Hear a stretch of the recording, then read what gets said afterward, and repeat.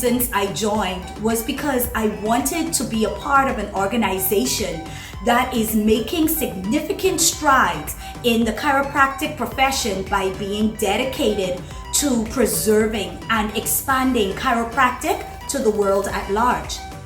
Not only what we do, but why we do it. So if they can understand why we do it, they can partake in their care better.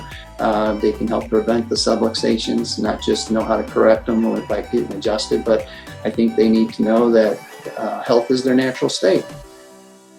It's pure enough and good enough on its own. It doesn't need anything more added to it or taken away from it. Chiropractic principle and practice is a beautiful thing. And my hope and vision for the profession is that we just have the humility to recognize that and kind of work with that and for that. And we all know in our profession that health comes from within, and that we need to learn how to help our body express 100% of its innate. We are lucky humans. We get to do something at the end of the day that we know has an impact.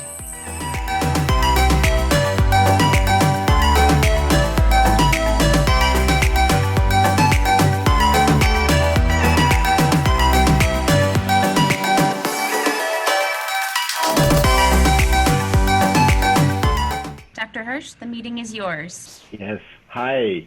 My name is Don Hirsch. I'm talking to you from beautiful Laurel, Maryland. And I'm so excited that we're sharing this moment together. 125th anniversary.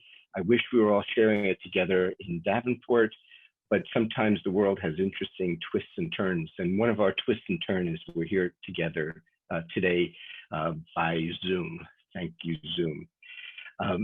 Before we begin the official meeting, I was just humbled a little while ago, and I hope all of you can get a chance to see a recording of Dr. Sam Haley giving one of the most beautiful and impassioned understandings of the state of chiropractic and how we work together. And I'm going to see if we can get that shared. And thank you, Sam Haley. That was just amazing. And I think that kind of is the message of the weekend. And please, I hope that we all get to see that. We're going to do a moment of legalese because this is an annual meeting which is required by law. So I'm going to read, as provided by the law of corporations of the District of Columbia, the jurisdiction in which the International Chiropractors Association is incorporated. I hereby call the 2020 ICA Annual Corporate Membership Meeting to order. Formally, I attest that an executive officer, in this case myself, is present as required by law. And that person myself has been designated by the Board of Directors. I'm the chairman of the board of the ICA. Our program is going to begin with a number of wonderful presentations. At the end of the presentations, as required by law and as welcomed by this association, especially the board, we're going to give the opportunity for members to come forth and speak. So that will be at the end of the meeting. Okay, Stephanie, thank you for that introduction of our program, and Dr. Welsh.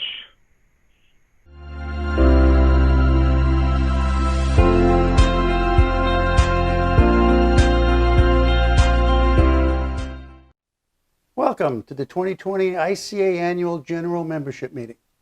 I'd like to take this opportunity to extend my appreciation to you for your continued membership in the ICA, your commitment to support the vision of our founder, Dr. B.J. Palmer, and most importantly, the valuable service that you provide in your communities. I would like to personally thank all of our international members who have reached out to me during the response to the COVID ICA messaging. Now, much has transpired since we last met in April of 2019.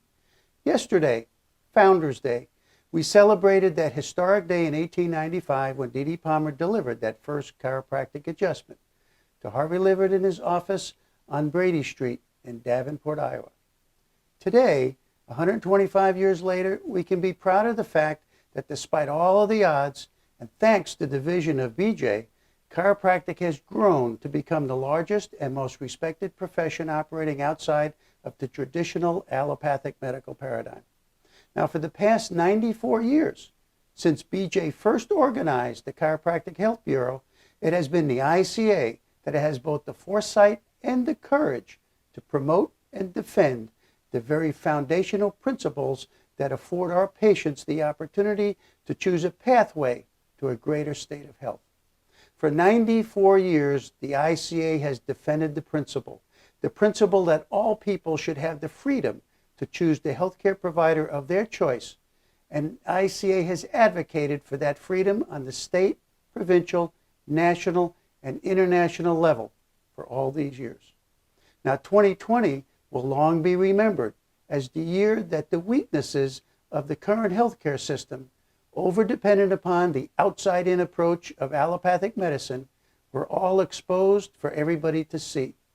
I would suggest that the novel COVID virus has actually exposed the Achilles heel of organized medicine. The truth is that the data is clearly showing that the key to survival in this pandemic is directly tied to the health of the host. You see, the public is beginning to sing our song, and there has never been a better time to be a chiropractor. Now, it's been 75 weeks since I took office as your 19th president at the last annual meeting. On the international front, I would suggest that this past week has been a historic one that will be long remembered when the chiropractic history is written. You see, after 94 years, the chiropractic community outside the United States now knows that when the ICA speaks, people listen. The organization founded by BJ 94 years ago is back on track, thanks to the strategic direction adopted and approved by your ICA board last year. We are now in the process of becoming a truly international organization. Just last week, the ICA, acting through our Canadian director, filed comments against the proposed restrictions on x-rays recently announced in British Columbia. Many of our colleagues around the world are experiencing the same anti-competitive behavior from their competitors that was prevalent in the United States just 50 years ago. Rest assured, the ICA is here to serve you, no matter what state, what province, or what country you happen to be practicing in. I am also pleased to announce that A.H. Beard, a major mattress company in Australia, one of King Coil's largest licensees, has just signed an agreement and will become an official elite diamond partner of the ICA. Now, on the domestic front, the ICA staff has been busy as well. Today, you will meet our new Acting Executive Director, Beth Clay. You will learn how much has been accomplished in the last 12 months with Beth at the helm, changes in our membership database platform, changes in the overall website designs, changes in the management of our councils, changes in sponsorship agreements, and even changes in our staff. Later this afternoon, you'll be introduced to the many new faces at the home office, and I'm also pleased to announce one of the most important new projects, the digitization of our historical archives that document the history of the ICA since it was organized by BJ on September 4th, 1926. There's so much to learn from the historic deliberations of the ICA board over the many decades. It's exciting to know that these historic documents will be preserved for the benefit of future generations of ICA members. Now, over the years, the most challenging issue deliberated by BJ himself and most of his successors was the unity problem. How do you reconcile the conflict between the need for the unity required to successfully affect legislation and public policy while simultaneously protecting the profession from being moved into the practice of medicine? It is this problem that has been at the core of the ICA mission for 94 years. Now, last year, the ICA board approved the adoption of 5 new value statements with the hope that they will serve to help solve the unity dilemma. And they're as follows. Respect. We acknowledge and honor the diverse perspectives and approaches in the practice of chiropractic and in promoting health, healing, and well-being. We pledge to conduct ourselves with kindness, compassion, direct and honest communication. Next was equitability. We advocate for a healthcare system that is just, fair, and free from discrimination. We believe that all people should have equal access to services that promote health and well-being including chiropractic care. We support the inclusion of all licensed health providers that are practicing within the scope and standards of their profession, and we advocate for compensation that is commensurate and fair for the services provided.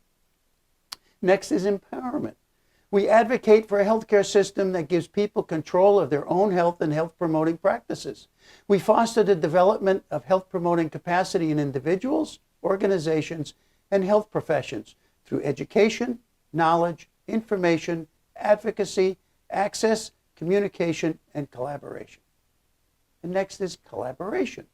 You see, we are dedicated to working in respectful dialogue and supportive partnership with others to address the needs of individuals and society for better health and healthcare systems. And finally, transparency. We act in a way that is easy for others to see what we are doing and why we are doing it. We make available full information required for collaboration, cooperation, and collective decision making. Now, it is our hope that all chiropractors can unite behind these values. It is time to develop a greater unity, a greater sense of unity within the ICA and within the profession, both domestically and internationally. Now, later this afternoon, you will hear from some of our profession's leaders, including Richard Brown of the World Federation of Chiropractic. It is my sincerest hope that we are finally on a path to a renewal of the commitments to inclusiveness and diversity that is absolutely necessary if we are going to overcome the remaining obstacles to fulfilling BJ's vision of delivering the benefits of chiropractic to all the suffering masses around the world. Now, one of the highlights of today's meeting will be a live panel discussion on diversity and inclusion in the chiropractic profession. I think you'll find the perspectives of our panelists both informative and enlightening. Here at the ICA, we have started that very important discussion that has been long overdue. Now, in closing, I'd like to thank all members that participated in the recent vote to retire the outdated Constitution. Rest assured, whether you voted yes or no, your voices have been heard. Now, the closeness of the vote was a testament to the diversity of opinion that exists within the general membership of the ICA. You see, the ICA is indeed a big tent. Now, while much of the old has already been transferred to our new bylaws, during the next several months, the ICA board will be working to resolve the few remaining inconsistencies. Now, in summary, much has been accomplished in the past 75 weeks. We can be proud of those accomplishments in the year 2020, but I would suggest that the ICA is just getting warmed up. The best is yet to come. Once again, thank you, and welcome to the 2020 Annual ICA Members Meeting. We have an exciting and informative program. It is time to meet the new ICA. And remember, we are here for you. And thank you for your support and for all you do for your communities around the world. Now let's get on with the program.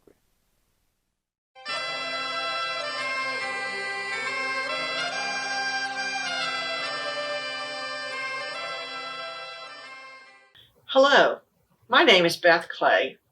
I am honored to be here today as your Acting Executive Director and Director of Government Relations.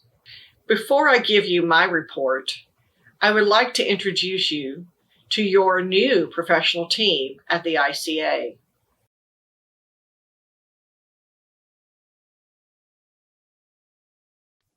Hello. For those of you who don't know me, my name is Stephanie Becker, and I work here at the International Chiropractors Association as the Event and Program Coordinator. I'm originally from Baltimore, Maryland, and moved to Queens, New York at 17 to get my degree in hospitality from St. John's University. My 10 years in New York City were amazing and energizing, but about 2 years ago, my husband Andrew and I moved to DC to be closer to family and gain some semblance of work-life balance. After our move, I applied and was hired to work with the events at the ICA. I could not give an update on events over the past year and not talk about COVID. But I don't want to talk to you about COVID because I'm still wishing we were in Davenport celebrating the 125th anniversary of the first adjustment. I keep a Post-it on my desk, right on my computer screen, that says there is no substitute for the human connection that comes from meeting face to face. The vision of many future hugs, smiles, and greetings at our next annual meeting or educational conference are what have kept me moving forward these past 6 months. We cannot predict what will happen between now and then, but I strive each day to keep the mission of the ICA in the front of my mind. We are here to protect and promote chiropractic throughout the world.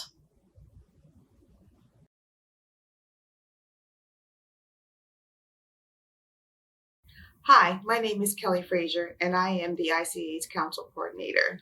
I've been here for the past 6 months, and I understand I have very big shoes to fill. I'm looking forward to building relationships and working with the councils to grow the ICA Council membership by bringing new ideas, organization, and fresh perspective. Most of my experience has been with Fortune 500 companies in IT, banking, and government contracting. I have over 20 years of executive administrative experience and over 15 years of program project coordination.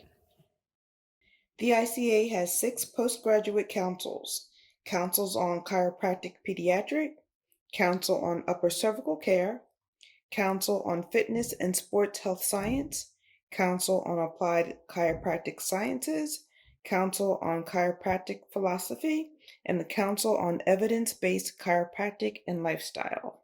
I hope you find that one or all of these councils represent your same interest and want to become actively involved. I cordially invite you to connect, unite, and grow with us as we move to take chiropractic to new elevations. And in the words of Dr. B.J. Palmer, we never know how far-reaching something we may think, say, or do today will affect the lives of millions tomorrow.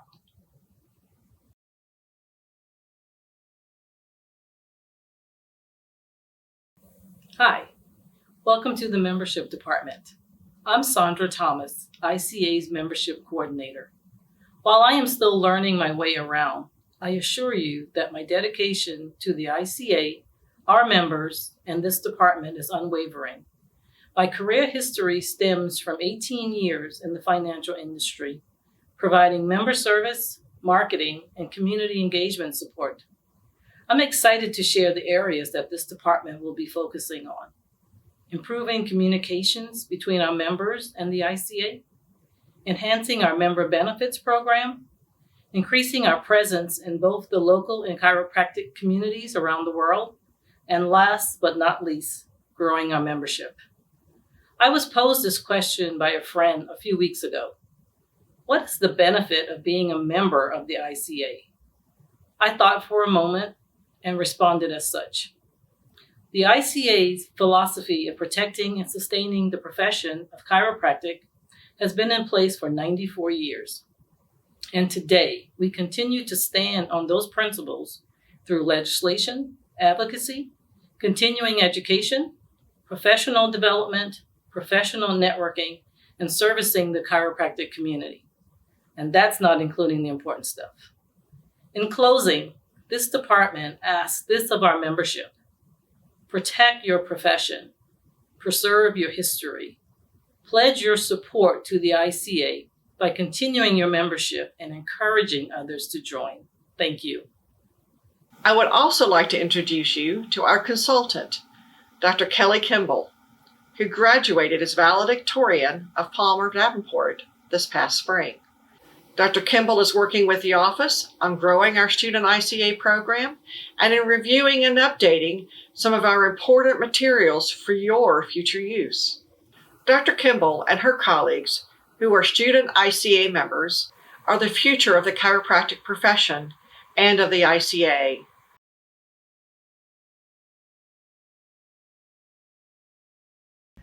Hi, my name is Dr. Kelly Kimball, and I'm so excited to be part of the ICA Home Office team. I just graduated from Palmer Davenport, where I was president of the student ICA. So I have a good idea of what's going on in schools right now, as well as the ways that we can best help our student chapters. I've been working a little bit with the students as well as on some research projects. While I was at Palmer, I published some research, and I've been drawing from that experience to help out a group of upper cervical diplomates in publishing their research. I'm working at the ICA office part-time right now, a few hours a week, while I'm also opening my practice in Washington, D.C. So I hope to see you if you're ever in the area. Some of you already know my background, but for those of you who do not, I would like to share so that you know who it is that the Board of Directors has entrusted with the day-to-day management of the ICA. Of all of my accomplishments in life, I am most proud of being a mother. I have a daughter and 3 sons, all adults now spread across 3 states. I also have 2 amazing grandsons. In my career, I came to know some of you when I was at the National Institutes of Health, where I served in the International Division, the original Office of Alternative Medicine, and then the Office of Rare Diseases. After 7 years at the NIH, I was asked to interview for a position with the United States Congress, where I would be leading an investigation into the role of complementary and alternative health in the U.S. healthcare system for the chairman of the House Oversight and Government Reform Committee. I interviewed and was offered the position. What transpired was a 5-year journey that included coordinating the investigations that led up to 29 congressional hearings, traveling to dozens of states, Russia, Germany, and Canada on behalf of the chairman and the committee. I served as a U.S. delegate on a WTO-level organization. Within a few months of our investigation, we learned about the vaccine preservative thimerosal, which is 49% mercury. I will share a story about something that happened during one hearing on this topic. Congresswoman Helen Chenoweth Hage asked a federal health official a question about the correlation between the symptoms of mercury exposure and that of autism, and got the typical government doublespeak. Her response was something like, "If it walks like a duck and quacks like a duck, then in my world, it's a duck." So to honor this truth and to remind us all that anecdotal information from patients about the benefits of chiropractic are the first level of evidence, the truth that helps the entire field of evidence-based healthcare float, rather than sink to the bottom of the lake, we here in the ICA have a duck as a giveaway at our booths.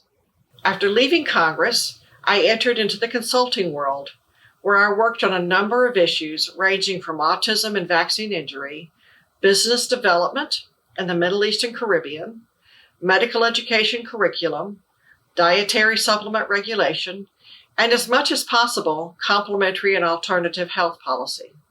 When I got the invitation to consult with the ICA, I was thrilled because I have personally seen and experienced the benefit of chiropractic. But enough about me. Now I would like to share with you what we have accomplished at the ICA since the last annual meeting. The ICA offices had been on the 8th floor of our office building for 10 years. It was an open concept space full of file cabinets and materials that no one really knew what was in them. For 12 months, our receptionists embarked on a scanning project to scan and archive all of the notebooks from educational programs spanning decades and files that include everything from correspondence to research. These are preserved on our server and backed up in multiple places. Late in 2019, the new owner of our office building approached us about an office suite 2 floors down, which would become available in the late spring. The negotiation resulted in our moving to the 6th floor to space that gives us the space and needed offices to staff the ICA properly and to function well. It also was financially beneficial for us as we lowered our rent and I was able to get the cost of the move reimbursed by the owner of the building. A true win-win. More space, lower rent. After the move, I had the historic archived materials dating back to the very beginning of our organization in the 1920s brought back to the office for preservation. We have just begun this project, but our goal is to have all of these materials digitized and then properly stored for preservation in time to capitalize upon these for our 100th anniversary. I am learning so much about the ICA and the way Dr. B.J. Palmer processed information, his vision and goals by reading these materials. Several months ago, we also embarked on 2 simultaneous projects, which I am pleased to showcase to you today. The first is a move to a new association management software, one that is more robust on both the front and back ends, so that the ICA home office can serve the membership and the 6 postgraduate councils better, but also we can improve your experience when you engage online with the ICA. Hand in hand with this is our second project, the remodeling of the ICA websites. When I came on board, we had websites on a half a dozen or more hosting platforms. A duplication of efforts like that is both inefficient and costly. In addition to the improved design, we have all of our sites, including our council sites, now brought under one umbrella hosting service, which in the end is both efficient, more user-friendly, and will save us money, which again is a win-win. I have talked about the internal workings of the ICA, but what about the external? The International Chiropractors Association has been very busy engaging with our chiropractic partners around the world, an issue that Dr. Welsh, our president, will be discussing. We have also been engaging with government officials and agencies at every opportunity.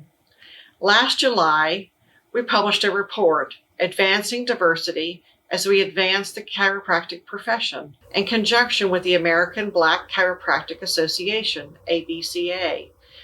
This is an important topic that deserves all of our attention. I am pleased that Dr. Michaela Edwards, the new president of the ABCA, has provided a report to the ICA for this meeting, and that she and other past leaders of the ABCA are part of our new ad hoc advisory council on diversity and inclusion. I am a strong believer in the importance of good research.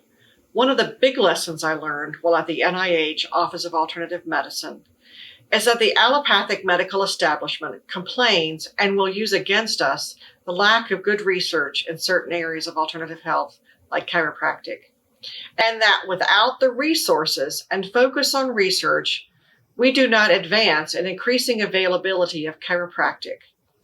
It is one reason why we have actively engaged with the National Center for Complementary and Integrative Health at the NIH.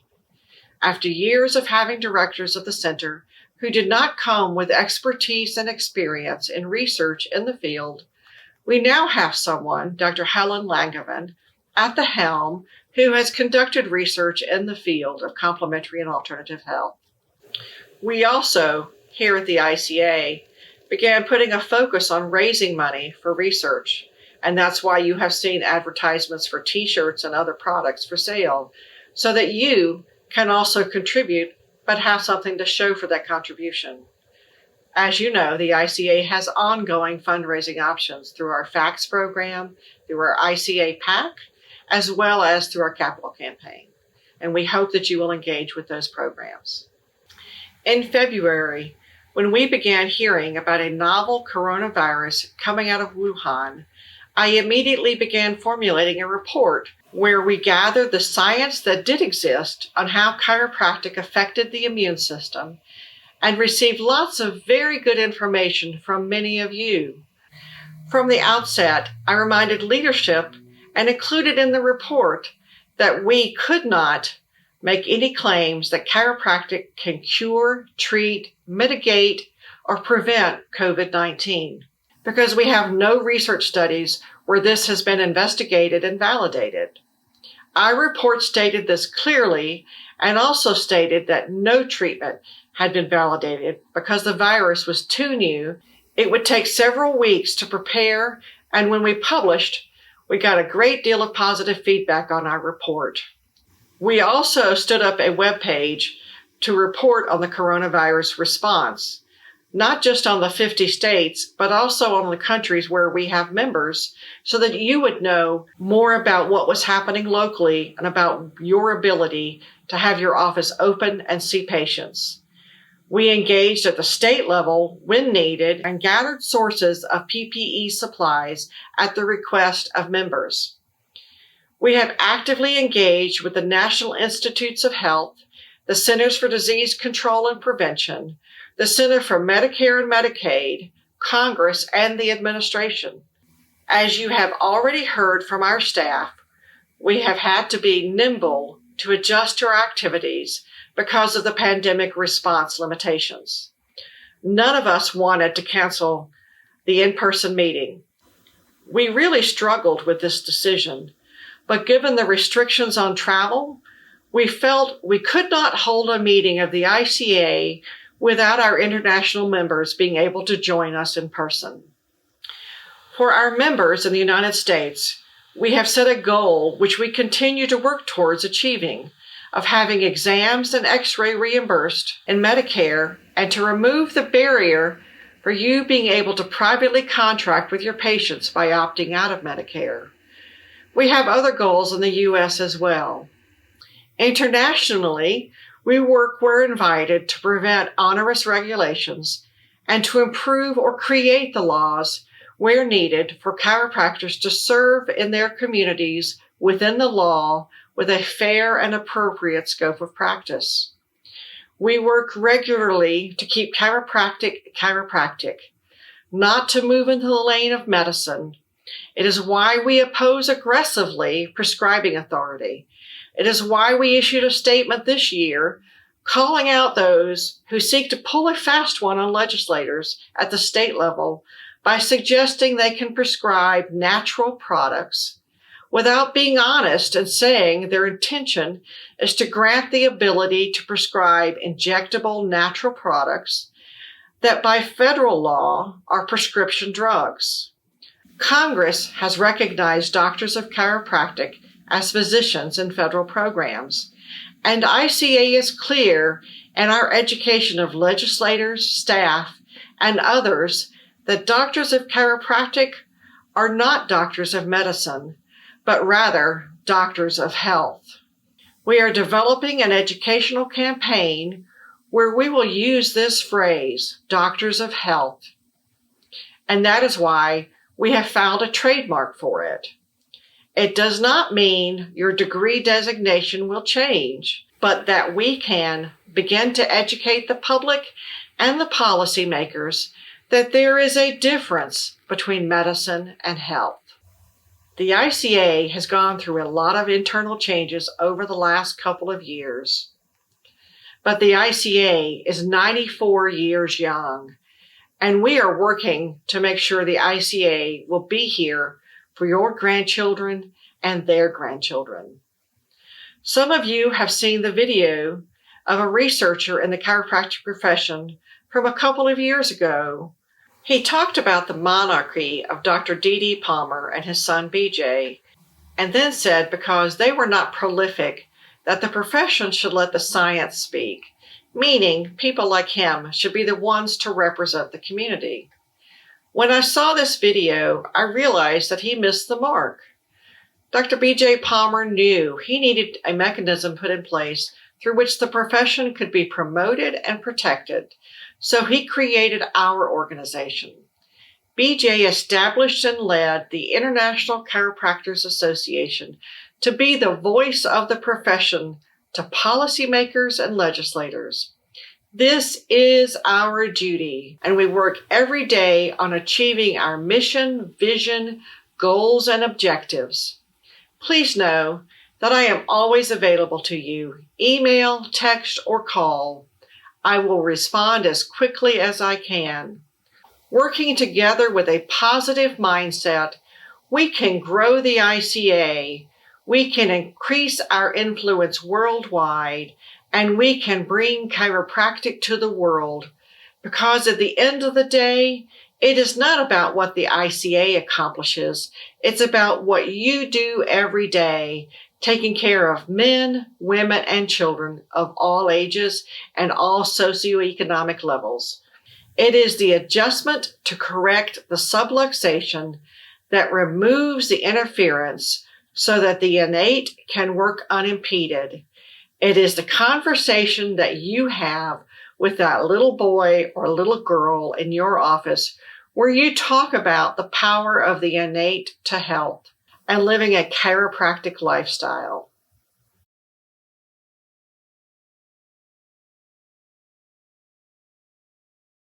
I'm Stephanie O'Neill Bogle, and I'm the current chair of the ICA Pediatrics Council. If we haven't met, I'd like to take a moment just to introduce myself and give you a bit of my background. I taught at Palmer College for 16 years and then Life West for 3. And recently I retired, if you will, to private practice. So I get to spend 100% of my time working with moms and kids, which I'm loving. To give you a little bit of an update as to what we've been doing at the ICA Pediatrics Council, we followed 2019's Nashville annual conference with so much excitement after that great success, looking forward to Orlando, which we've had to reschedule, of course, to 2021.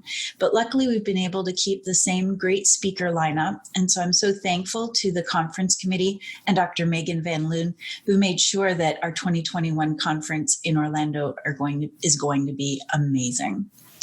Of course, in the meantime, a lot of doctors still need CE. And so we are working on creating an online content so that doctors are going to be able to get some pediatrics training through the ICA from their home. And so we're really excited to have that hopefully ready by the end of this year.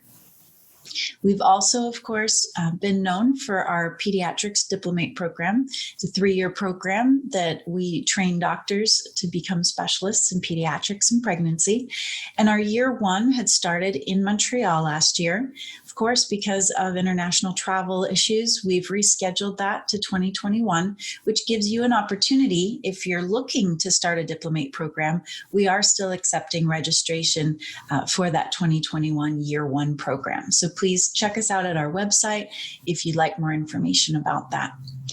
As well as giving us more time to get you registered, it's also given us an opportunity to review year 2 and year 3 curriculum. And so curriculum committee, which is actually made up of chiropractic educators from American chiropractic colleges, as well as Australian and Canadian, will be reviewing the content and really updating it so it's relevant and perfect for the doctor in practice. Of course, we also have the Journal of Clinical Chiropractic Pediatrics, which we just recently published another edition of the JCCP, and our members will likely be receiving that shortly. Now, one of the things that we look at, of course, is growing our membership. And if you are seeing families or moms and kids in your practice and you'd like to become a member, we'd really encourage you to check us out. Our website is at icapediatrics.com, or you can contact the home office and get more information, but we'd love to get you on board. Thank you.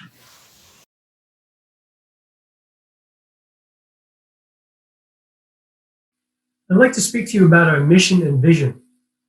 The mission of our council is to provide the training, tools, and standards for sports chiropractic and to facilitate relationships with other members of the sports injuries team.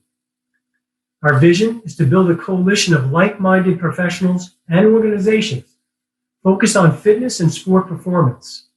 We want to establish a clear understanding of the role of chiropractic in sport performance in the care of athletes. Some of our goals include establishing chiropractic as an integral participant in the health, wellness, and fitness fields. We hope to do so through research, education, and partnerships. We want to solidify the chiropractic role in the sports injury team at all levels. Our council is actively working on various events for the upcoming year. and I'm excited to let you know about a few of them. The first we have up will be some webinars, but in November and January. These will be 3 credit hour webinars done by Dr. Jack Barnathan, who is the initial founder of the Council on Fitness and Sports Health Science. And then our big event for the year, of course, is our Symposium on Natural Fitness and Sports, which, as you all know, is in conjunction with the Arnold Classic.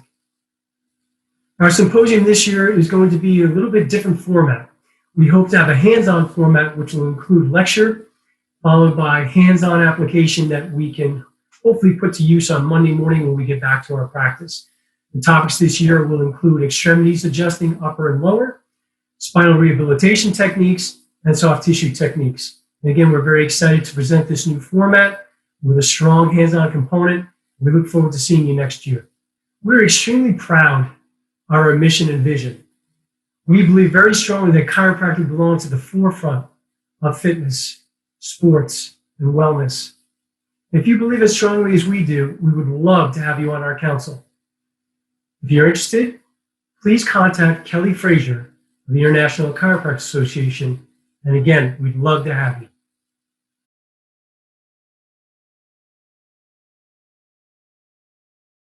Hi, I'm Dr. Joe Stevens, and I'm representing the ICA's Philosophy Council. Now, the ICA's Philosophy Council has been around for quite a while. It dates back to when Dr. Barge was around.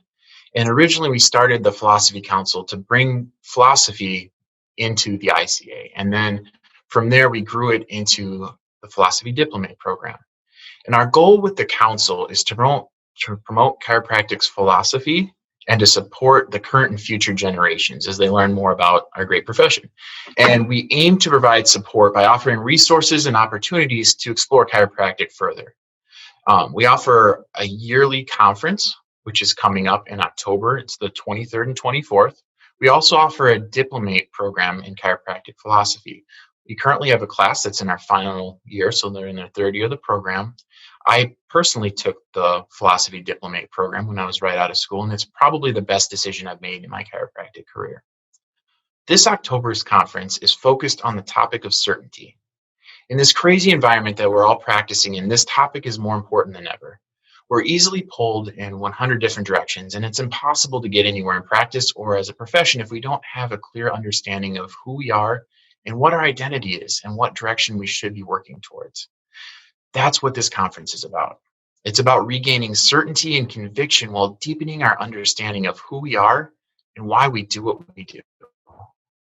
And practicing chiropractic without understanding fully what chiropractic is, it's like if you were an electrician who didn't have an understanding of electricity. You can't reach your potential. You can't do what you're supposed to do, and you can't serve the public in the way that you're ultimately capable of if you don't understand why you're doing what you're doing. And if you take a look at your practice, and if you take a look at where you'd like your practice to be in a year, the most important thing that's going to take you from where you are now to where you want to be is knowing for certain what direction you need to be headed in order to get there. And philosophy provides that compass. And we would love to have you join the council. If you're interested in that, you can visit our website or you can call Kelly Frazier and she can help you become a member. And we'd love it if you could join us in October as well, because we look to regain the conviction and the certainty that we need to take things to the next level.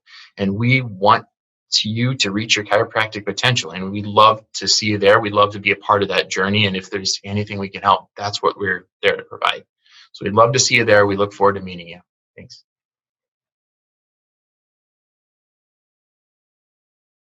The words evidence-based have always been very important to me and always very centric and central to the program, because I want chiropractors to know what represents an evidence-based intervention, because by definition, that's our best way to get a great outcome for our patients.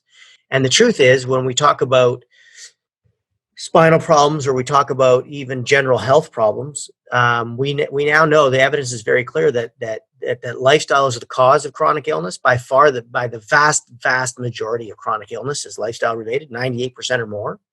And therefore, in order to prevent it or to recover from it, your best chance is to start adopting the lifestyle habits that allow the genetic expression of health and stop the unhealthy behaviors that are causing the expression of adaptive physiology or ill health or chronic illness. So And so what we've done now is we've decided that, because people are so used to learning online, is that we can do one on-site module where I will summarize all 4 of those modules, basically spend about 3 hours on each of those modules. And then there'll be 4 online modules, basically me teaching, but they can do it online. And then they'll still have the 4 take-home modules, which is just written answers that I actually just look at. I always say that the home study modules are just for them to be able to prove to me that they can explain the concepts and understand how to implement it into their practice in a very simple way, in layperson's terms, so that I just know that they've taken the information and they can apply it. So it's very, very practical, those home study modules. And then the online exam will be the same. One of the beautiful things about this is that all we do is we keep compiling evidence for the same things that we've been teaching all along, because the things we've taught all along are things that will never change.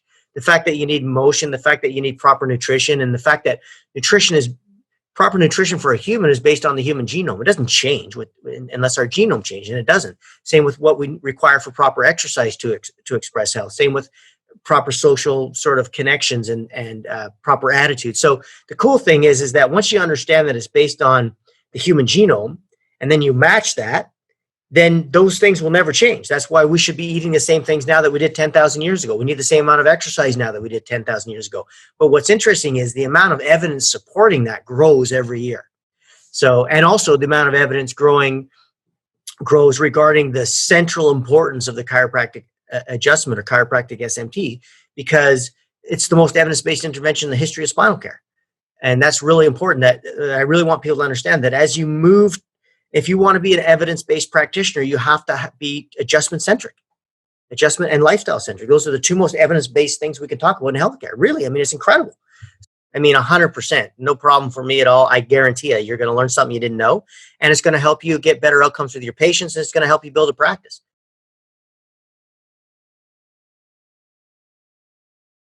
Hey everybody, Dr. Beulah here on behalf of the ICA's Council on Upper Cervical Care.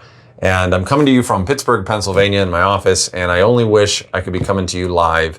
Hope you're having a great meeting, and I really appreciate your time. The year is now 2020, and what a year it has been for all of us. I wanted to give you an update as to what the council's been up to over the last year. One of the big things we went through, as all of us did, was adapting to COVID, and our Diplomate program had to be changed and updated. But we have such an amazing Diplomate class. We're in the middle of our 3rd class of upper cervical diplomates. Now, for those of you that may not know, our Diplomate program is the crown jewel of the council. It's a 3-year, 300-hour postgraduate program that certifies chiropractors in the practice of upper cervical. They achieve a board certification in one of about 6 different upper cervical procedures. And they also achieve their Diplomate status, which basically says, look, you've spent extra time really delving deep into the neurology, the advanced imaging, the procedures that are out there, the paraprofessionals that are important to be aware of. So we can navigate very complex, intricate cases that may come through our doors. And so if you care about those things, if you're intrigued and interested in learning all there is to know about the craniocervical junction and the best options to help patients manage their subluxations, correct them, stabilize them, and help their body heal at their fullest potential, then this council is for you, and so is the Upper Cervical Diplomate program. The next Diplomate class is probably set to start at this point in 2022. If you have any questions about the Diplomate program, please let me know. The other thing the council is getting involved in, is really revving up our many committees. We have very important committees. One of the committees is our Advanced Imaging Committee, which this past year helped to facilitate the acquisition of a 3-dimensional CT scanner in one of our chiropractic institutions. Sherman College of Chiropractic now has a 3D CT scanner in its clinic. That's pretty impressive. That's pretty incredible. And that wouldn't have happened without the collaboration and involvement of some really wonderful upper cervical chiropractors, many of which are board and chair positions within our council. And so I credit the council to creating that culture and that movement to try and push our profession forward with progress and accuracy. And this updated imaging, this 3D imaging, is really revolutionizing the way we practice in the upper cervical world. So that was a big achievement for us. One of the other committees that we have is our Political Relations Committee, which together with Advanced Imaging has created an imaging position paper on radiographic imaging for the profession. And right now we're looking to learn about a situation up in Canada where imaging is being threatened for chiropractors to be able to actually take imaging, especially if they're using it as a biomechanical assessment. This is important stuff. And if you care about it, we're asking for your help and your involvement. I would love to have your involvement in our political relations committee. We could use you. We could use your help, especially if you care about these sorts of things. We have many other committees and many other initiatives, but those are some of the big things that have been happening over the last year that we're really especially proud of. I can't tell you how many wonderful leaders we have and how many wonderful people and members that we have within our council. And if you care about specificity, if you want to work hard, if you want to get involved with chiropractors that are dealing specifically with the craniocervical junction, then we're a great home for you.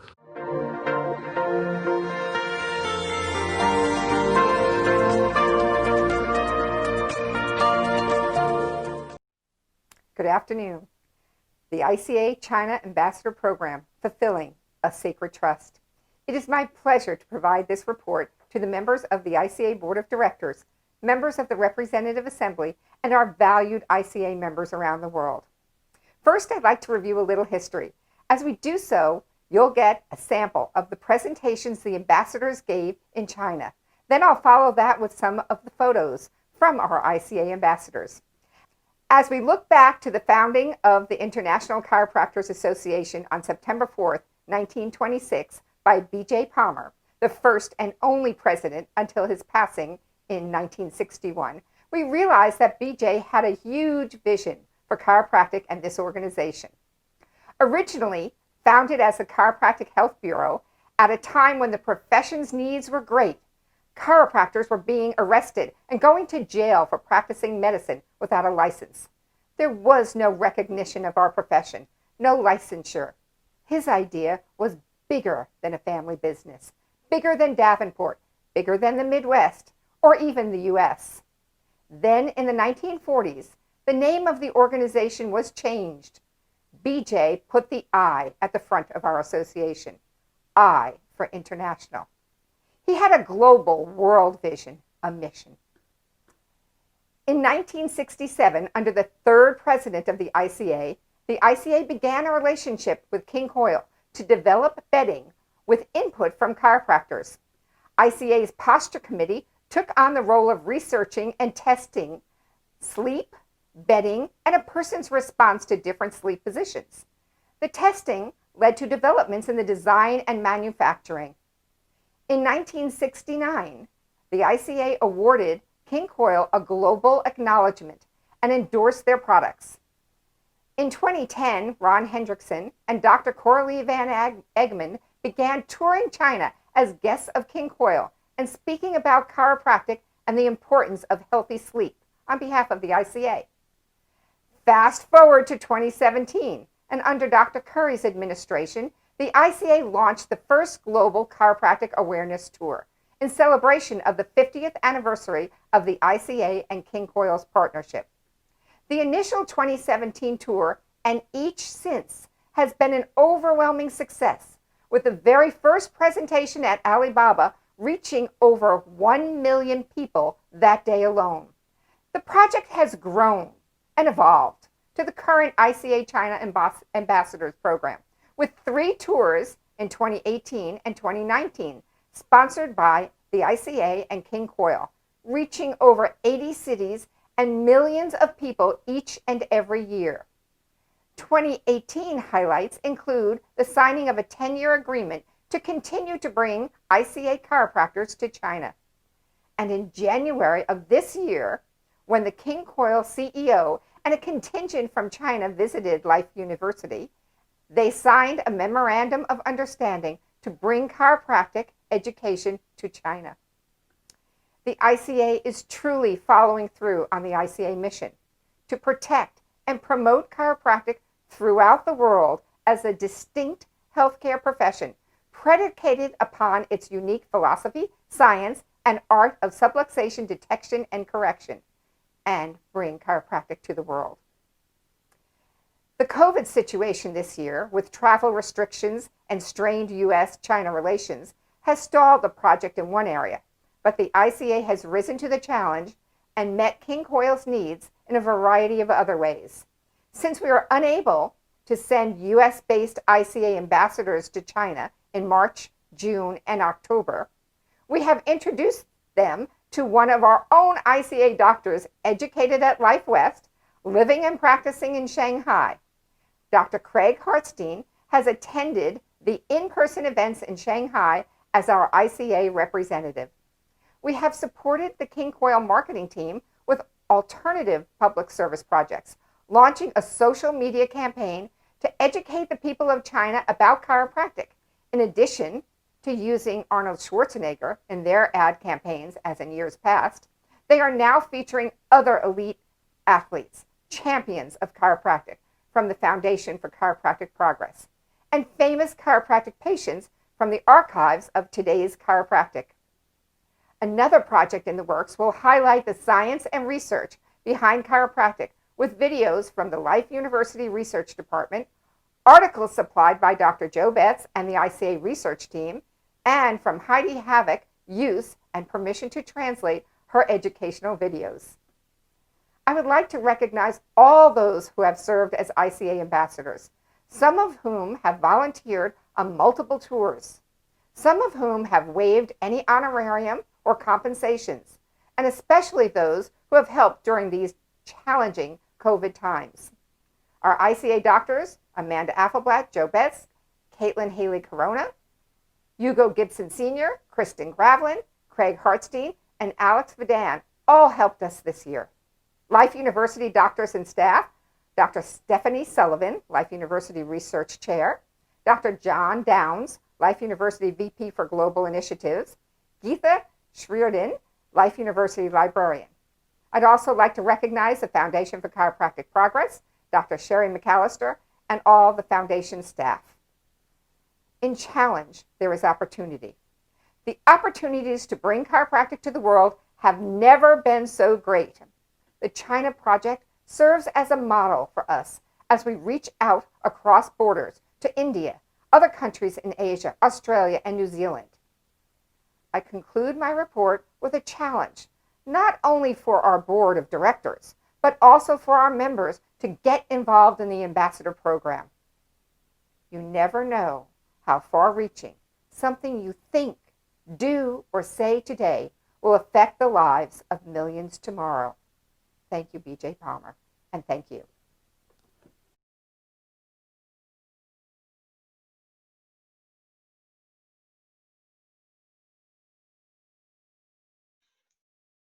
Greetings to the ICA. My name is Dr. Michaela Edwards. I'm the president of the American Black Chiropractic Association. Thank you so much for inviting me today to share with you our initiatives that we're currently working on. Let me first give you a brief history of the association. We were founded in 1981 by Dr. Bobby Westbrooks. He's out of St. Louis, Missouri. And we currently have about 250 active members nationwide. This includes both doctors and students, but sadly enough, it only is about the representative of 1% of the total minority population of the profession. Our mission is to integrate and improve outcomes for people of color entering the profession of chiropractic. If you align yourself with our initiatives and our purpose, we definitely would invite you to join our association. You can find our 9 initiatives on our website at abcachiro.com, but today I'll talk about mentorship, leadership, scholarship, and research, which are our 4 focal initiatives. Our mentors work hand in hand with our membership committee in providing trainings for our students and our new doctors that they can help better prepare them for practice quicker than just a new graduate trying to go at it alone. So we've created a new membership category for new DCs that covers students that have just graduated through their first 5 years post-grad. These trainings will cover things like techniques, practice building, practice management, philosophy, and a gamut of other things that they could use as arsenals within practice. We've also added a national boards committee that will help prepare students and newly graduated doctors to tackle the national boards, hopefully without having repeat instances to enter into practice sooner. Our initiatives surrounding leadership are goaled with the idea of raising up the view, the sight, the essence of minority chiropractors within the profession. Right now, you don't see a lot of speakers that are minorities on lists for major chiropractic events. So we've created a portfolio of speakers that will provide a gamut of specialized chiropractors that could speak at any stage or at any event.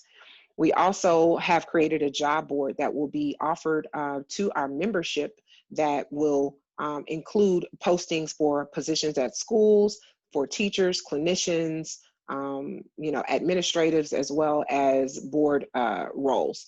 And also our recruitment efforts will be ramped up. We already recruit minority students and community students or organizations during our community outreach project each year. However, we look to add our SACA students to help aid in minority recruitment at each school where SACA is represented on campuses. We've been giving out scholarships for, since the beginning of the association, but now we are looking to increase that number of scholarships and increase the amount given or awarded for our scholarships through our Harvey Lillard Endowment. Currently, our scholarships are handed out every year during our national convention, and we give out 3 scholarships, but we again are looking to increase both the number of scholarships as well as the amount of scholarships that we award annually. And then finally, research. Our profession does not have a lot of research surrounding diversity within, patient demographics, as well as a true number of minority chiropractors and students within the profession currently today. So we would like to aid in research studies that collect clinical demographics within diverse clinics, as well as, doing some research studies that will help us determine patient needs, updates to curricula that the schools can use, and updates to national board details with the NBCE. We'd like to ask the ICA to consider using our speakers for engagements. Always consider donating to our scholarships and, of course, our endowment that's certain to come. And also, I'd like to add there for scholarships, we would also support any organization or, school scholarship offerings for minority students as well. We'd also ask that you would consider aiding in our future research endeavors and studies so that we can reach a wider demographic of chiropractors within the field. And as always, we would love to see your beautiful smiley faces at our national convention that happens in June of 2021 at Life West in Hayward, California. There's our contact information. You can reach us on our website, abcachiro.com. We're on Facebook, Twitter, and Instagram. But if you have any questions and you can't find it on our website, simply email info@abcachiro.com, and we'd be gladly to help you. I look forward to working with you all there at the ICA, and we appreciate all that you do. Thank you.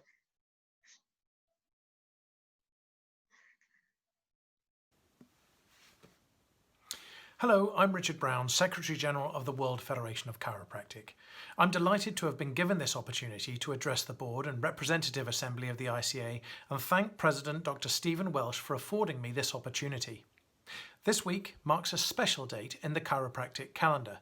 On September the 18th, 1895, D.D. Palmer delivered the first chiropractic adjustment at his office in Davenport, Iowa.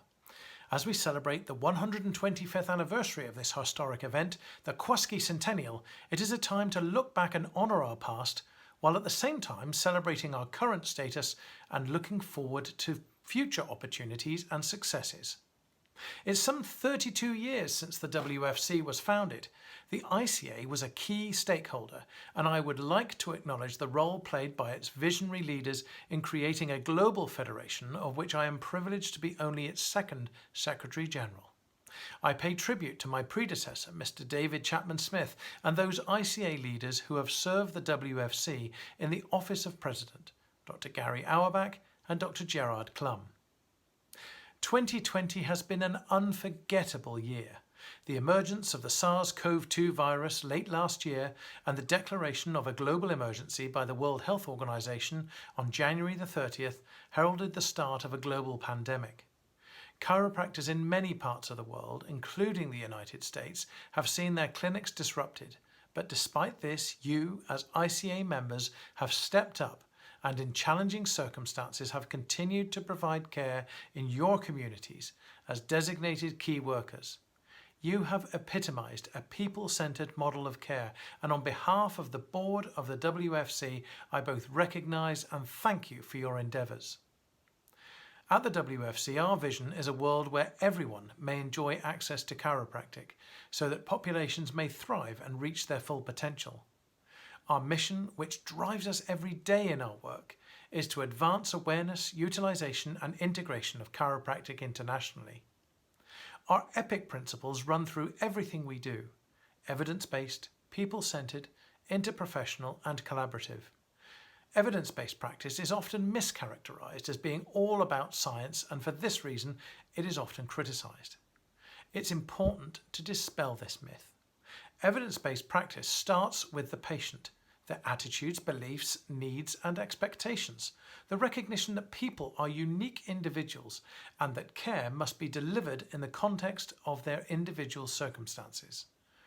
Evidence-based care is also driven by the expertise of clinicians, the art of healthcare delivery, of emotional intelligence, and the wisdom that comes with experience. Lastly, evidence-based practice is about the judicious use of the best available scientific evidence. The key word is judicious. There are times where we can apply the research to individual patients, and there are times when their circumstances make it less appropriate. If we blindly follow science, irrespective of the patient, we risk being tyrannized by evidence. If we discard the value of science, we drift towards quackery. Neither benefit the patient. And what about people-centered? When we were launching our strategic plan, we consulted with a range of stakeholders. One of these was the World Health Organization. They pointed out to us that as primary portal of entry health providers, we served communities as well as patients, hence people-centered. People-centered chiropractors put the needs of patients and the public first and foremost each and every time. The eye of EPIC is interprofessional. As healthcare evolves, traditional silos are broken down and health disciplines work together for the good of the patient. We see this in organizations like the VA, but also on a local level as chiropractors work alongside other spine care providers for the benefit of patients. The fourth of our principles is collaborative. When we talk about collaborative care, we mean collaborating with patients and carers and families, but we also must collaborate with each other. We must seek to understand each other. By seeing the world from other perspectives, we can work to correct misunderstandings, misapprehensions, and misinformation. When we collaborate, we win. If you want to know what we stand for, check out the WFC 20 Principles document at wfc.org/principles. They're aimed at the whole profession, for the many, not for the few, and we believe they embrace what we can all stand for. We value the membership of the ICA as part of our global community of members. We look forward to working with you in bringing safe, effective care to those seeking help across the United States. B.J. Palmer famously said, "You never know how something you think, say, or do will affect the lives of millions tomorrow." As you come away from this meeting, I urge you all to continue in the service of your communities, create happier, healthier, and more active lives, and be epic. You are changing the world for the better. Hello, Dr. Carlos Pagozin here, President of the Federation of Chiropractic Licensing Boards. I'm super excited to be here with you today, sharing a message from the FCLB. Over the next few minutes, my goal is to give you a synopsis of FCLB's response to the COVID-19 pandemic, talk to you about some of the lessons that we've learned from the past, and share with you some of our current and future initiatives. But truly my hope today is that I can inspire more ICA members to get involved in chiropractic regulation and chiropractic licensing boards so we can continue serving and protecting our patients and continue protecting our principles so our patients can express themselves at their full God-given potential. See, this idea of getting involved with the regulation started with our founders. In fact, the Federation of Chiropractic Licensing Board was formed with that mission. See, our goals of the Federation is twofold. Number one, to protect our patients. And number two, to elevate our profession in the public's eye. In fact, this vision and this mission was so profound that B.J. Palmer himself was present at the very first meeting of the licensing boards. The picture that you see up on the screen is that from that historic meeting that occurred in 1919, where licensing board members from Connecticut, Kansas, Nebraska, North Carolina, and many others were gathered to discuss the future of chiropractic regulation. As we come together today to celebrate chiropractic's 125th birthday, let us remember that the rich history of our great profession must not only be preserved, but also acknowledged and learned from. Let's think about our founders and our pioneers. Think about it. Their jobs were never easy. Their intentions and dedications were always challenged. They didn't have the resources that you and I have here today. They wouldn't have been able to send a video message like this. Yet, with strained personal resources, they never forgot their reason for being. And it was because of their passion, their commitment, and the love of patients and chiropractic that chiropractic gained licensure and became a recognized profession. And I can tell you the same level of passion, commitment, and love is currently palpable. And in fact, in my humble opinion, it's been magnified and amplified, especially in the past few months that we've had to deal with the pandemic. And as far as the FCLB is concerned, on March 17, we took a timely and immediate stance affirming doctors of chiropractic as essential healthcare providers. Following that release, we contacted many governors and state and local officials, including the governor of Kentucky, governor of Colorado, and mayor of Jersey City, who had shut down chiropractic offices. On March 25th, we wrote to Dr. Fauci reiterating the significance of chiropractic care during these times. Ironically, 3 days later, on March 28th, the Department of Homeland Security identified chiropractors as essential healthcare providers. It's truly been a remarkable and historic year for the FCLB, despite all the challenges.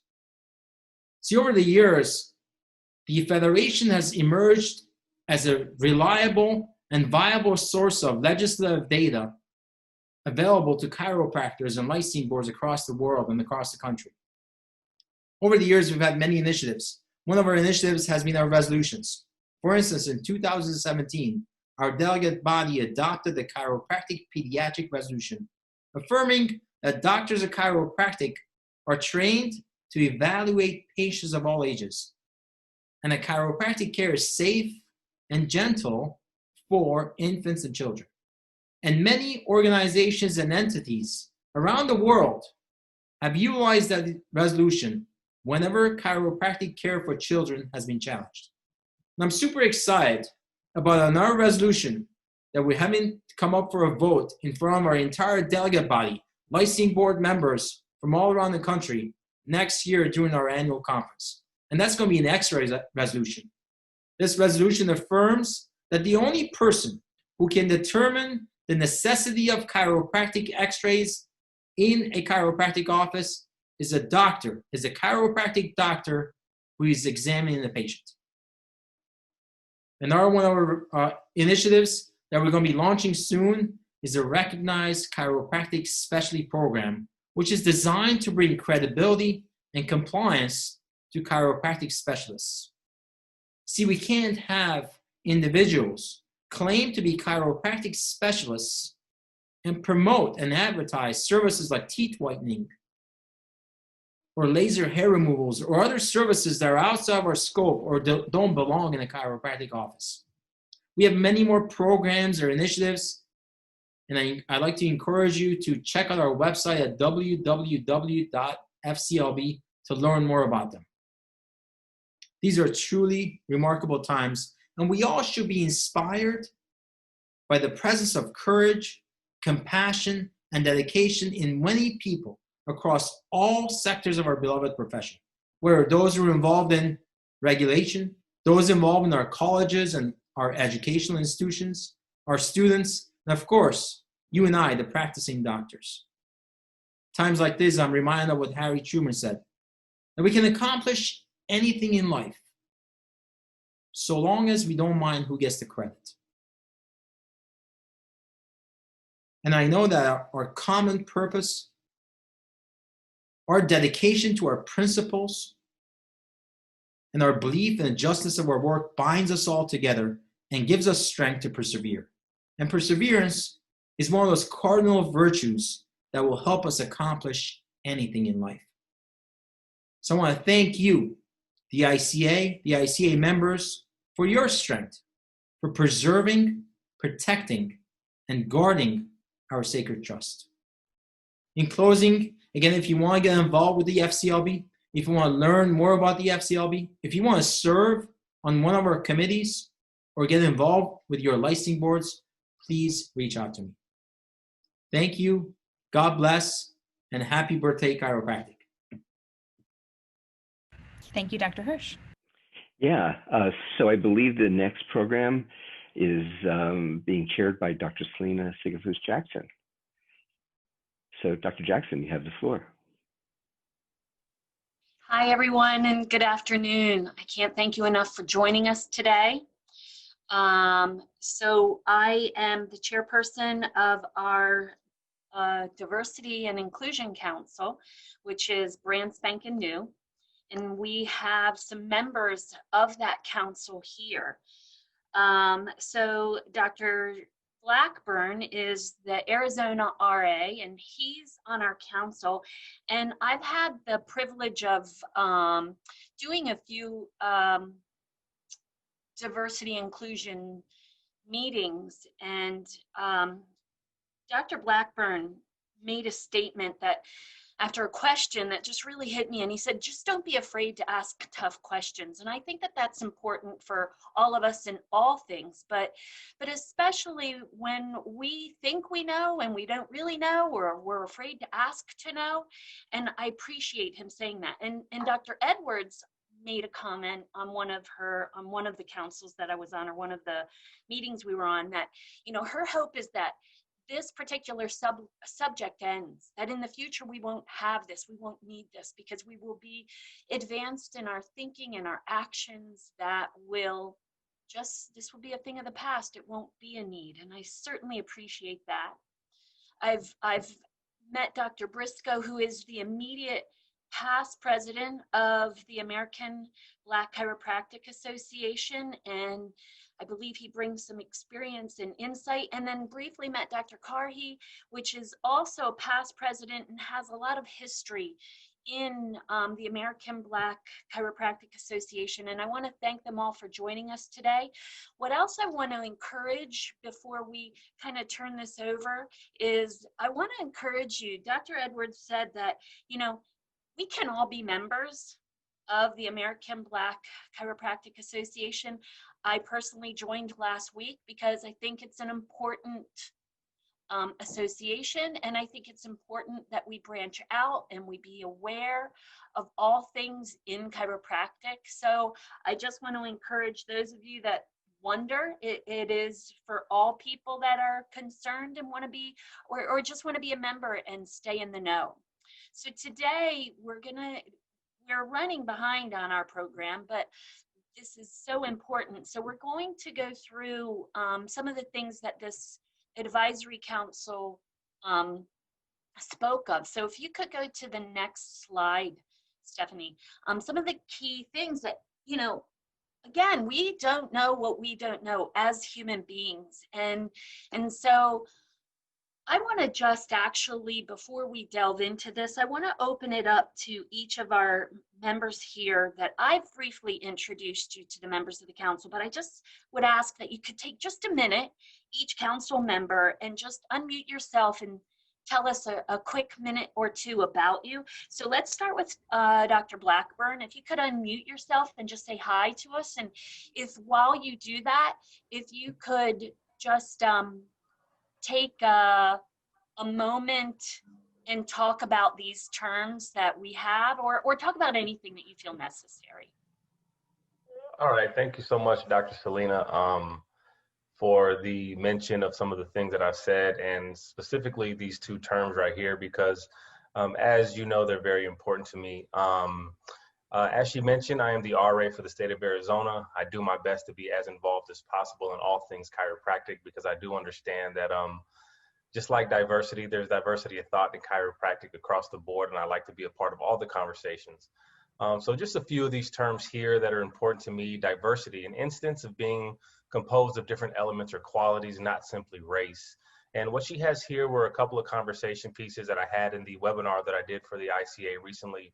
And it's just biodiversity, genetic diversity, and neurodiversity. And I brought these up because as healthcare professionals, I believe these are all things that we would understand fairly well in regards to ecosystems, in regards to anthropology, adaptation, or this idea that we have to change and adapt to our environment. And those environments are going to be compromised of multiple different things any way that we look at it. When we look at ecosystems, we understand that we have to have multiple things involved for us to thrive. When we look at our cell, we have multiple organelles that have to be involved for us to thrive. When we look at the human body, we have multiple organs that have to be involved. We can't ask the heart to do the things that the lungs do, and we can't operate without either or. So we understand that there's diversity in any way that we look at it, and it's not simply race. When you look at neurodiversity, you look at the opportunity for us to acknowledge that everybody does think different, and there's going to be different things specifically that we have to do to nurture the environment that those things are going to be able to thrive in. And what that actually is the definition of inclusion. Are we assuring that things are not just diverse, but our environments, our communities are inclusive, making sure that that diversity does feel welcome there, that the diversity is able to thrive in those environments. So we don't want to just say diversity, we don't want to just say inclusion. We have to understand inclusion comes with diversity, and without inclusion, diversity is not going to have that opportunity to thrive, and the community is not going to be able to do the same thing. So those are a few of the things that I'm passionate about, and thank you, Dr. Selena, for letting me share. Thank you. Thank you. So Dr. Edwards, I would like to ask you to just take a few moments to just speak what you think you'd like to. And as Stephanie, you could go to the next slide. And Dr. Edwards, don't feel that you need to speak specifically on what we have, but I just want you to say hey to our members and, you know, share what you feel you'd like. Absolutely. Thanks again for the opportunity to be with you all today. I am so excited to see the movement in the profession that has happened even in the last 90 days since, you know, so much has gone on in our nation with regards to COVID and with regards to the civil situations that's unrestful that we are currently experiencing, have been experiencing. I think it's very important that from a perspective of an organization like the ABCA, that we make sure that everyone understands that we totally are committed to the initiatives of our founder and our founding chartering members to bring awareness to disparities, health disparities, and disparities within the organization across the board. So at this point, I mean, I think that we are all understanding, or we're coming into the understanding that there was or is an issue that does need to be addressed, and action will have to happen in order for us to see this thing through. And so at the ABCA, there are so many things that we're working on right now in trying to get through some of our initiatives and plan for our near future and far future, of course. So initially, the short-term goal is to make an impactful change within the profession of chiropractic to improve and increase the number of students in our chiropractic programs across the nation, as well as increase the number of minority chiropractors that are practicing in communities of the urban core within certain parts of the nation, because we realize that the number of available minority or Black chiropractors is low, and it is offset when compared to the number of potential patients that are not actually, taking advantage of chiropractic care right now for one reason or another. So we need to break down some walls of distrust, some walls of, past grievances with the medical industry that has not been quite so nice to some minorities and cultural groups when you look at the past histories of our nation. We have to work through a lot of things that have become faux pas within the Black community when it comes down to practicing chiropractic or passing boards or coming around and even staying, in the midst of the profession while you are either working to build a practice, working to finalize your boards, or just to figure out what to do next. But it will take an effort from most of us within the profession, starting with the schools, the administrators. We need to get more teachers of color, more clinicians of color. We also need to work on normalizing seeing minority faces in the space of chiropractic. So we're excited for the work that we have ahead of us. We have quite a bit of people that are qualified and on fire to do the work. And so the next 12 to 24 months will be an exciting time in chiropractic. And I'm just excited to be here with you all to do it. Thank you. Thank you. Thank you very much. And so our next member is Dr. Briscoe, who is the immediate past president. And just saying, he has one gorgeous little baby. So Dr. Briscoe, if you could say hello to us, and Stephanie, while he does so, can you advance to the next screen? How you doing, everybody? I'm Dr. Quentin Briscoe, immediate past president of the American Black Chiropractic Association. I want to just take a minute to applaud the ICA for reaching out to the ABCA on this initiative. And we are glad to partner with you all to help you establish the goals that you have set for yourselves. And thank you for including us in this process. Thank you. Thank you very much. And then the last person that's joining us today that's part of our council is Dr. Karhi. And I believe he was a past president. So he has a history, and I would like you to also give us your time and attention and some fresh words today. Yes, thank you, and greetings to the membership of the ICA. Very important organization. I'm honored and pleased to be invited to be on this council or workforce. We understand that diversity is important. I mean, basically, when you do what's right, you understand the right action. And that's what I believe the heart of the ICA is all about. And that we are all humans. And that is what should bind us, right? We have more alike than we do have that is different. So, we treat people, we care for people, and that's what it takes in order for us to be inclusive. I mean, you think about it, what is the purpose of what we do? As chiropractors, we want to help as many people as possible. And it's not just one particular set of people, it's all people. So as we go through the world, what would be the adequate number of individuals that are exposed to chiropractic? I ask you that question.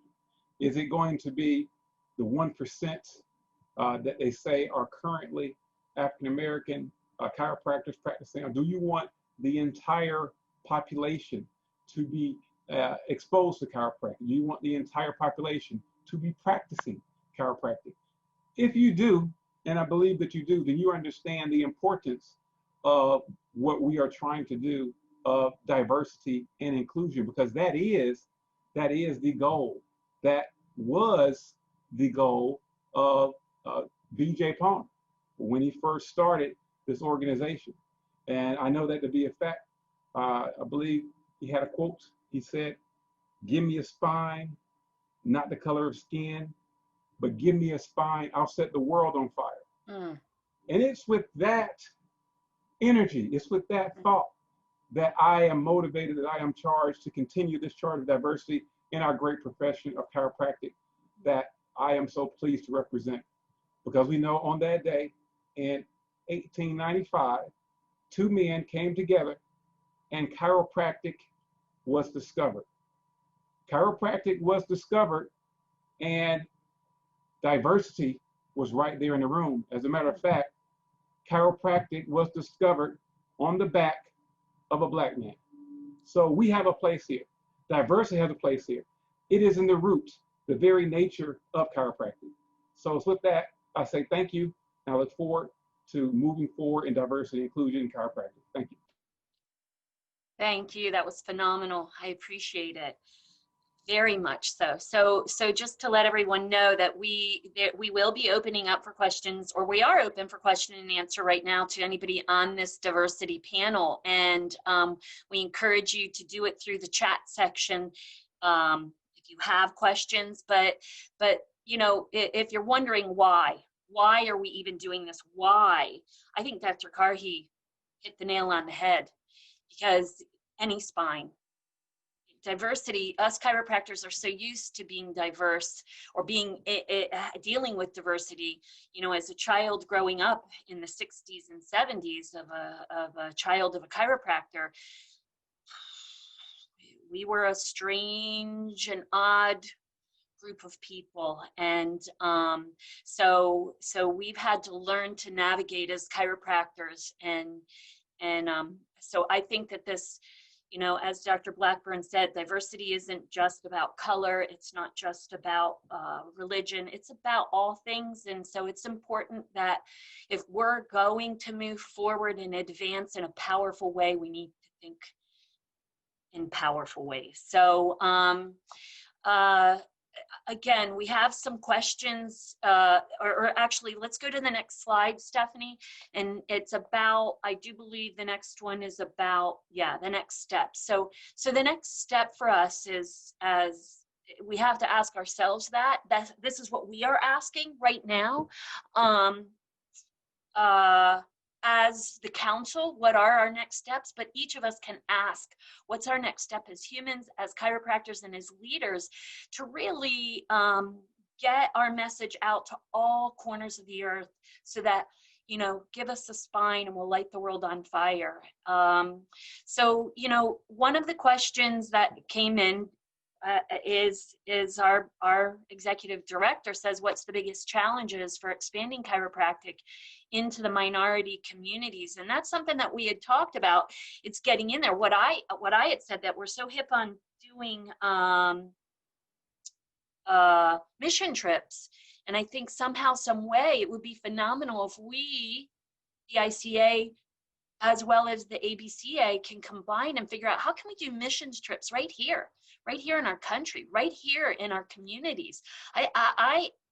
I know every day I show up to my office, it's like a mission trip, but that's easy for me. How do we get uncomfortable to be able to get a hold of a spine that would not have walked in our doors and light this world on fire? So I think that for me, but anybody on the council, feel free to unmute yourself and add in your opinion on how you think would be the best way. And if not, it's okay. Doesn't have to be. I'll speak briefly, just because Okay. I know my time is short. I do have another event in a moment that I'll need to get to. But just talking of the question, what are some of the, and I believe I read it properly, it just disappeared. What were some of the biggest challenges for expanding chiropractic into minority communities?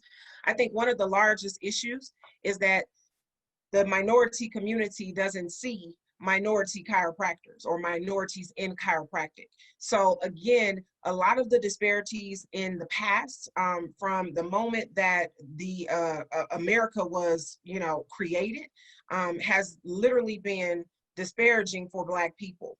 And so the experience has not been good. And the problem that we are seeing is that people are not trusting, number one, a chiropractor that does not look like them.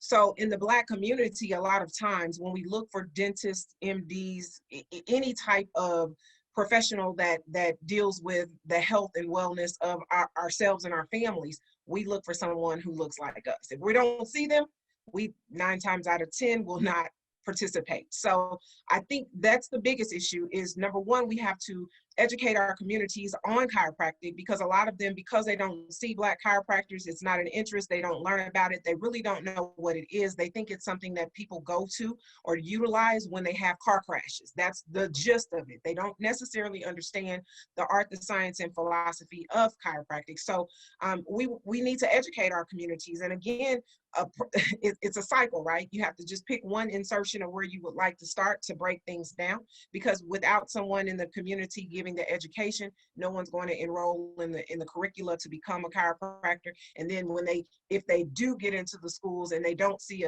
a minority or Black teacher in the chiropractic program, then they may not feel comfortable sitting in the seat in that environment.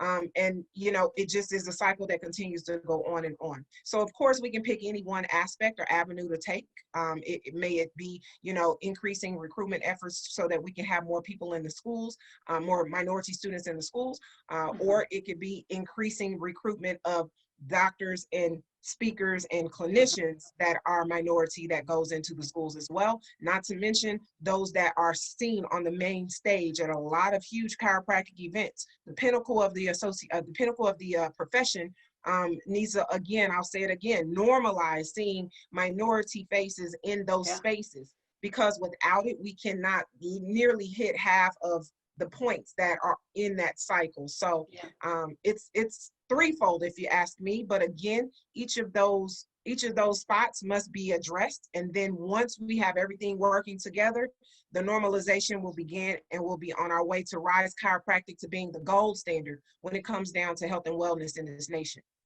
Beautiful, beautiful. Thank you for that. Can you repeat your website, please? We had a question on what's the website? Yes, our website is www.abcachiro.com, abcachiro.com. Okay, awesome. And then another question came in of how many chiropractors are in your organization, which I'm sure you can answer that quickly, but how many of them are ICA members? To answer quickly, I actually can't answer quickly, but because I don't have that number. We have been getting new members come in over the last few weeks. That has been, phenomenal. And I have not yet received an updated report from our membership chairman, but I will be guessing to say we're right around maybe 100 chiropractors in that number of 250. And those again are a mixture of lifetime members as well as annual members. We do have a couple of different categories. And then as far as right now, I just saw the ping on my phone. I believe someone on this line was an ICA member that joined. I'm not certain who else is on the list, because again, I don't have that data readily in front of me, but not necessarily a lot of other organizations have joined the ABCA in the past. And I believe it's just because they thought that we were an all exclusive organization. So yeah, I thought that until you made that mention.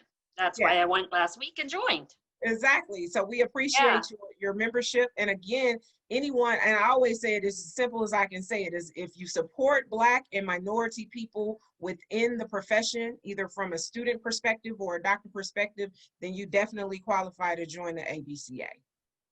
Beautiful. Wonderful. So I haven't seen any more questions pop in, and well, let me see. Hang on. There might be one more. I see. What's the price for membership?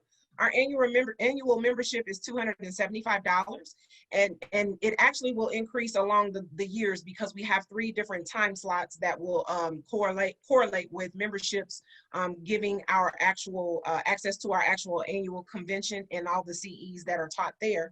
But right now it's $275 for an annual membership, and our memberships run from June to June. So you most definitely can join now. Is a great time, and we'll gain the benefits of access to our national convention in 2021.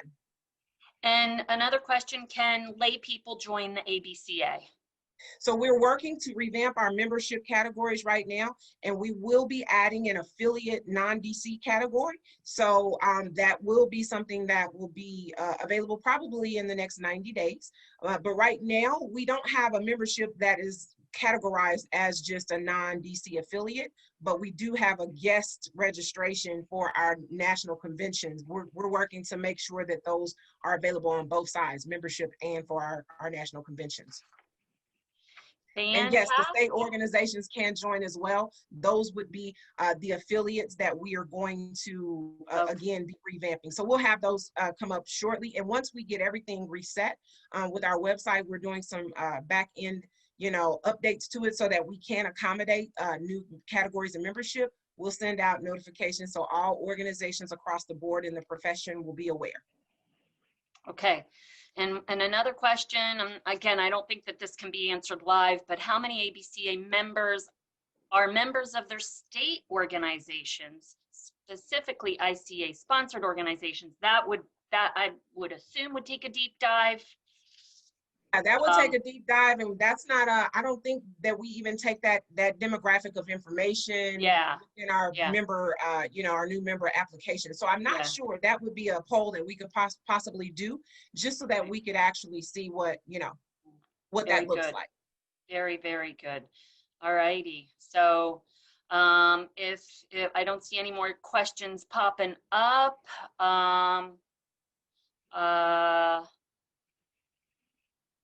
I think any other questions? So at this time, I want to thank everybody for hanging in there. It's been a long afternoon, but I think that, we can all agree that this is important and that we should not be afraid to engage in conversation. And as Dr. Edwards says, I'm hoping and praying that this would be a conversation from the past, and that we all see the need to evolve mentally, physically, and spiritually, to open our minds to being more diverse in how we think, say, and do. And so again, I want to thank you very, very much for joining us, our council members. And so at this time, I believe we're going to turn this back over to our chair, Dr. Hirsch.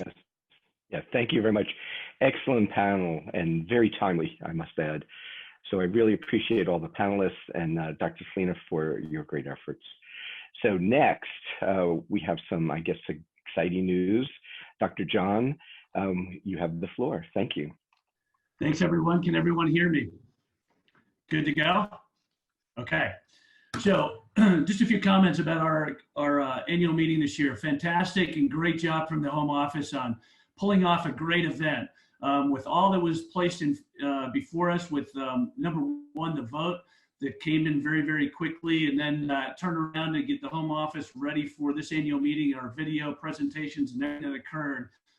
We pulled it off well. I want to thank the RAs for their engagement. And sorry.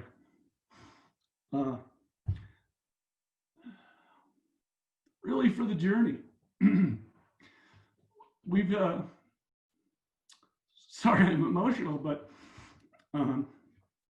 this deals with chiropractic, and it deals with everything we love. I want to thank them for engaging, and this isn't the end. The board is more than welcome now to see where we go from here, and we're engaging, and we want it to be an engagement, and we want to make ICA better. That's what this journey has been about. We've been about getting things better, making things better, and we want to make them better. And we encourage you to help us get it better and to make it right, so that we all can move forward. We can make this organization move worldwide and to create now the movement that we anticipate our organization to make. I want to thank all the nominees that put your name in the hat, those that made the ballot and those that went through the governance process and didn't make it on the ballot. Remember, that's not the end. This isn't the end. All of you guys are engaged. You all are part of the Representative Assembly, except Mindy, but and Julie as well. But all of you guys have been a part of this journey with us and being nominated for this new way of what we're trying to do. And we took a stab at it. I want to thank also Larry and the RA body that and their leadership for all their hard work. This has been an interesting vote. And it's also been a time where, we've been across the country and trying to get everybody's vote counted. And we want to now announce those that are our new seated board members for the next couple of years. They're in no specific order. but I want to congratulate these 5 people. Dr. Joe Betts is back on our board. Dr. Brian Moriarty, congratulations. Dr. Bob Mulcahy, congratulations. Dr. Tom Taylor, congratulations. And in our last and final, Dr. Ed Martinez. Eddie, thank you.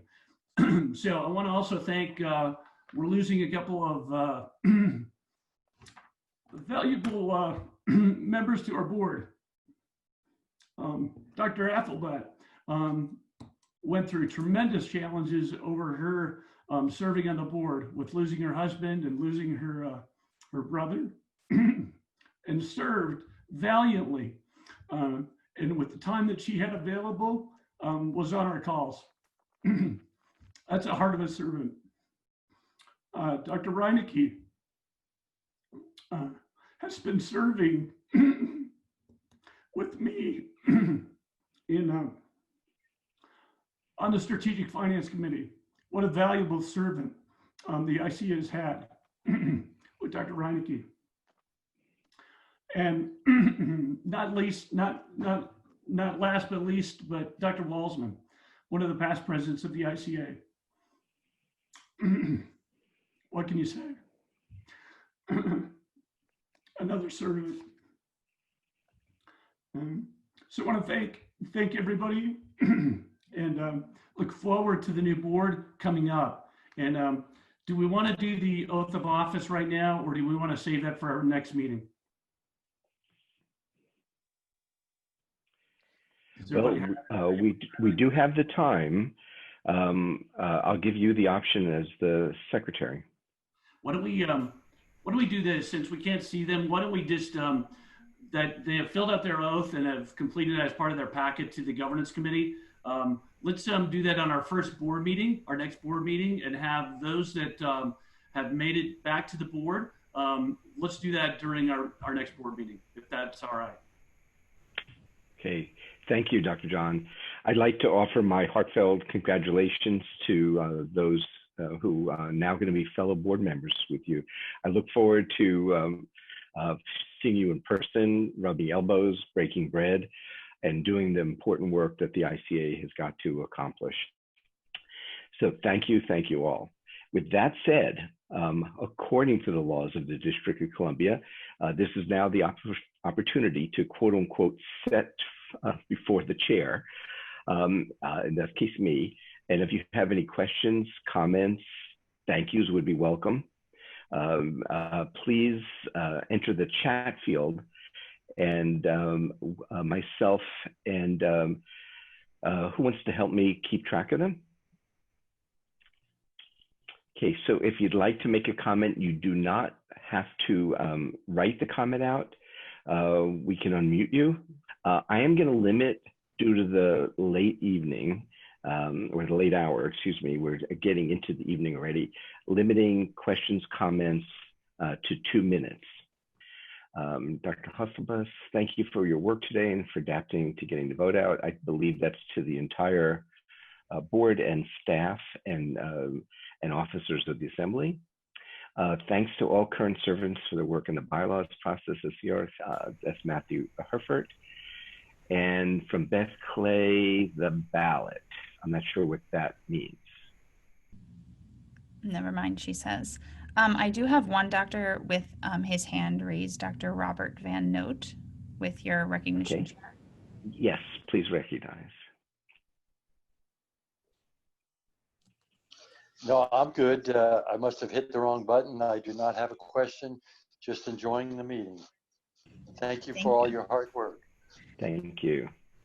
And I want to just say, I would like to say to Selena and that I knew her mom and dad, and they were great folks. And I've been in January, I start my 52nd year in chiropractic, and your dad, Selena, was just an awesome inspiration to me as a young chiropractor, and it's deeply appreciated. And thank you for following in his footsteps. Thank you. Thank you so much for being with us today. It's deeply appreciated. Thank you for your kind words. Thanks. I think Dr. Zog has a question. Is there a date for that? Part of the meeting. Is there a date for the April meeting? Have been set. I do not know. Beth, do we have a date? And you're muted. We are working. Oh, okay. So we are in conversation with Sherman. They are not yet allowed to calendar meetings because of the restrictions of COVID. We are working to have it in April, but we can't set a date yet because of the restrictions on a meeting. But as soon as we have a firm date set, we will. We will certainly set the date and let everyone know. Okay, thank you, Beth. And Dr. Quinton wanted to offer congratulations to all the elected board members and thank you for your service to the chiropractic profession for all your, and to all the outgoing board members as well. So thank you, Dr. Quinton. Okay, do we have any other questions? There's one new message apparently below. How do I get that? From Dr. Bell. Thank you all current, I think I read that already. Nope. Thank you all current, past, and new board members. I know a lot of blood, sweat, and tears have gone into this current meeting, past meetings, and future actions, the ICA to the world. So thank you. Are there any other questions, comments? I would like to just thank my fellow board members who've worked tirelessly with me for the last year. I see Dr. Welsh. Can you raise your hand? I'm going to let you make a parting remark. Dr. Marchese, who's done a fantastic job now that he actually has a vote on the board. It's about damn time. Dr. John Stuckey, what can we say? A man of love, service, and work. And he gets all the nasty, dirty jobs like the finances. Dr. Selena Sigfus Jackson, what can we say? Smiles, love. She holds us together with her deep sense of humanity. And there's hardly a day when I don't appreciate it to her, either in the morning, when I wake up, at night before bed, or many times during the day with our calls, texts, and emails. So special thanks to you because you make this all bearable. Are there any other board members on the call that I can thank? No. Dr. Welsh, I'll give you the opportunity for parting words, and then we will adjourn our 2020 annual membership meeting. Thank you. Thank you, Dr. Hirsch. I'd like to extend my sincerest appreciation to all of the members around the world who have taken time out of their busy schedules to attend this first virtual annual ICA General Membership Meeting. Traditionally, had we met in Davenport as originally planned, we would be attending a banquet this evening and I would have the opportunity to recognize individuals who have contributed so much to the ICA over the years and those that have risen to the challenges of this past year during the COVID pandemic. Although many of the awards have been postponed until we can all meet again in person, I do have some very special presidential awards that I would like to announce before we adjourn today. First, however, today is the last meeting for a very distinguished board member who is retiring from the board after many decades of service, including 4 years as the 16th ICA president. Thank you, Gary Walsman, for your decades of service to the ICA. Now, 2020 has been a challenging year, a year in which we have all been required to change how we get things done. So first, I would like to thank both Beth Clay and Stephanie Becker and all of the ICA staff that you met earlier today who have been working countless hours to make this event so successful. And they've also worked so hard to develop the many infrastructure changes that will enable us to serve you, our members, much more effectively in the future. Now, next, I'd like to thank each and every board member that has worked so hard for the past year, but there are a couple that deserve some very special recognition. First is the ICA 2020 President's Perseverance Award. And that goes to Dr. Tim Ming for his dedication and service, not only for several decades of service as the chair of the Legal Affairs Committee, but for the countless hours dedicated to his latest role as the chair of the newly formed ICA Governance Committee. Thank you, Dr. Ming.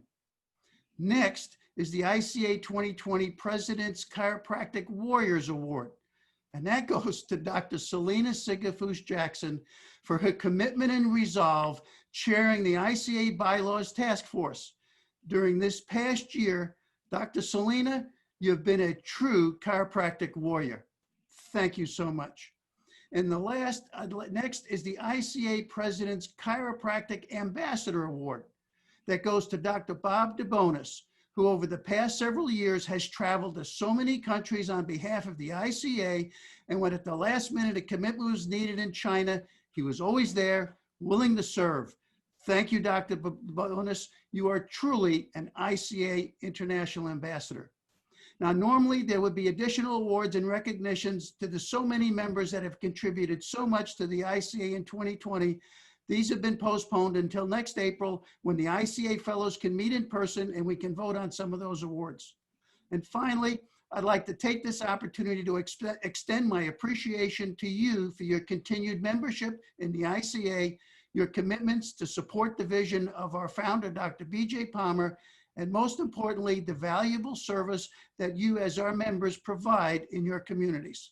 Thank you so very much. Okay, thank you, thank you. And what an honor that you've received, gentlemen and young lady. Very much appreciated. So this concludes our 2020 annual awards. God bless each and every one of you for your caring, your concern, and love of chiropractic. God bless the ICA. Go home on Monday, serve humanity. They need you. Goodbye. We love you.